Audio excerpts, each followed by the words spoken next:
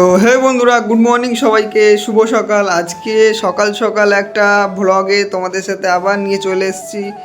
তো আজকের ভ্লগটা হবে আমার বউ আমাকে সকালবেলা কাজে যাবো বলে রান্না করে দিচ্ছে, ঠিক আছে। কী রান্না করে দিচ্ছে সেটাই তোমাদের দেখাবো।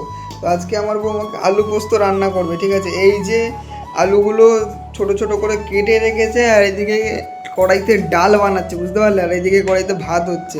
তো ডাল, আলু পোস্ত আর ভাত আমার জন্য আজকে পাঠিয়ে দেবে, কাজে নিয়ে যাব।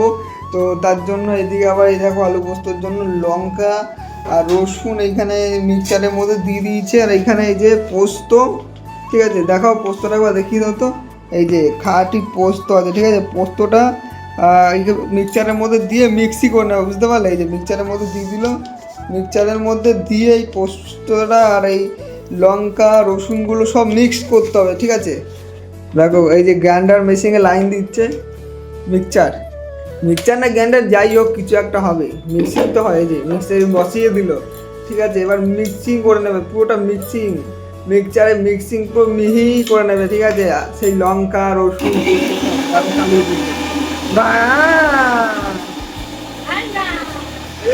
বন্ধুরা এখানে মিক্সিটা হয়ে গেছে, দেখি কেমন হয়েছে দেখাও তো বন্ধুরা। দেখো এখানে মিক্সিটা দেখো কত সুন্দর, একদম সব মিহি হয়ে গেছে, জল জল হয়ে গেছে, বুঝতে পারলে।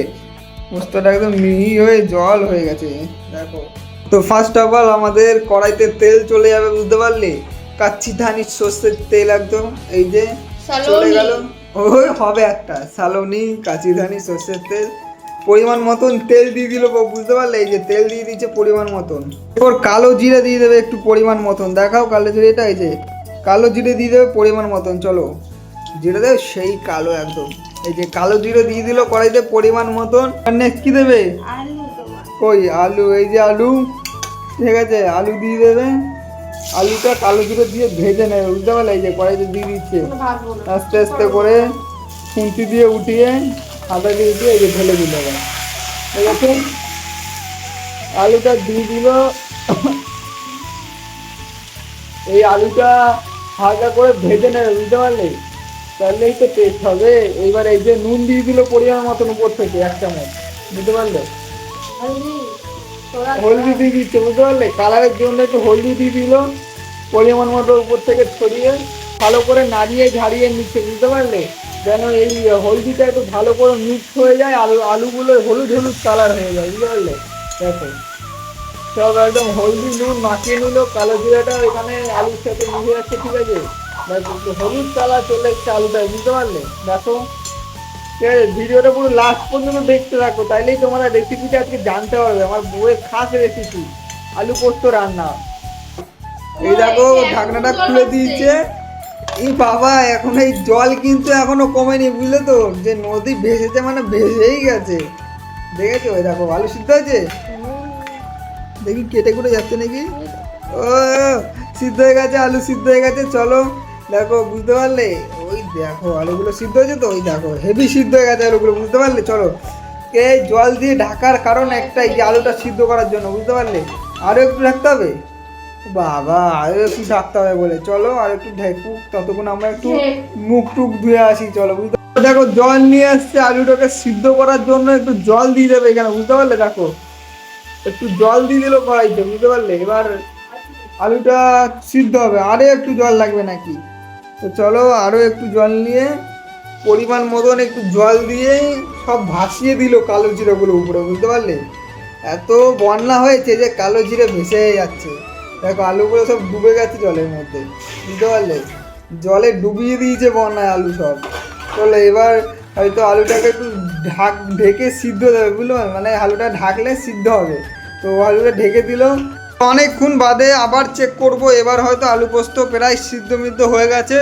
এবারে নেক্সট মশলাপাতি যেগুলো পোস্ত বাটা হয়েছিল সেইগুলো দেওয়া হবে, বুঝতে পারলে। আলু পোস্তটা এখন ভালো করে সিদ্ধ হয়ে গেছে, তাই তো ভালো করে সিদ্ধ হয়ে গেছে। তো এবার নেক্সট মশলাপাতি দিতে হবে। তো এই দেখো মশলাটা দিয়ে দিচ্ছে, যে পোস্ত বাটা লঙ্কা বাটা আর রসুন বাটা ছিল সেইটা কিন্তু পুরোপুরি উপর থেকে ছড়িয়ে দিল হালকা করে, বুঝতে পারলে। এখানে দেখো এই যে ভালো করে ছড়িয়ে দিল। তারপরে এই যে মিক্সচারের মধ্যে হালকা করে একটু জল দিয়ে মিক্সচারে যেইগুলো লাগানো ছিল ধুয়ে জলটা দিয়ে দিল পোস্তর মধ্যে। একটা সেন্ট বেরিয়েছে দেখো বন্ধুরা, বিশাল কিন্তু পোস্তটার একটা সেন্ট বেরিয়েছে, ঠিক আছে।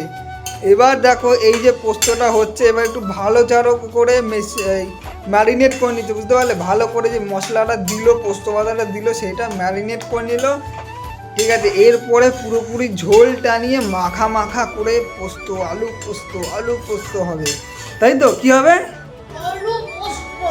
আলু পোস্ত, বুঝতে পারলে? আলু পোস্তটা কিন্তু ভালোই হয়েছে, দেখতে তো হেভি লাগছে, খেতেও কিন্তু হেভি হবে, বুঝতে? আলু পোস্তটা এখান থেকে মাখা মাখা জড়ো জড়ো হয়ে গেছে, বুঝতে পারলে? দেখি একটু গন্ধটা শুকে দেখো, দেখো আমার বউবার গন্ধ শুকছে। ও দেখি কেমন হবে সেন্ট নিলে। ও সেই একটা সেন্ট বেরোচ্ছে, বুঝতে পারলে? চলো, ও হেভি খাওয়া হবে আজকে, দুপুরের খাওয়াটা পুরো জমে যাবে কারখানায় গিয়ে, ঠিক আছে? চলো, ও দেখো আলু পোস্তটা দেখো, খালি তোমরা দেখো। আমাদের আলু পোস্ত রান্না কিন্তু কমপ্লিট হয়ে গেছে। এবার দেখো নামাবে, খুন্তিতে করে হাতায় করে অল্প অল্প করে নামিয়ে নিচ্ছে, দেখো বাটিতে, বুঝতে পারলে?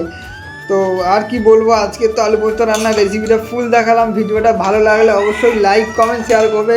শুধুমাত্র আমার বউর জন্য, আমার বউ অত কঠোর পরিশ্রম করলো, আর আমি কিন্তু কঠোর পরিশ্রম করে ভিডিওটা করলাম, ঠিক আছে? অবশ্যই তোমরা ভিডিওটায় লাইক কমেন্ট শেয়ার করো বেশি বেশি করে। Tata bye bye, tata bye bye করে দাও।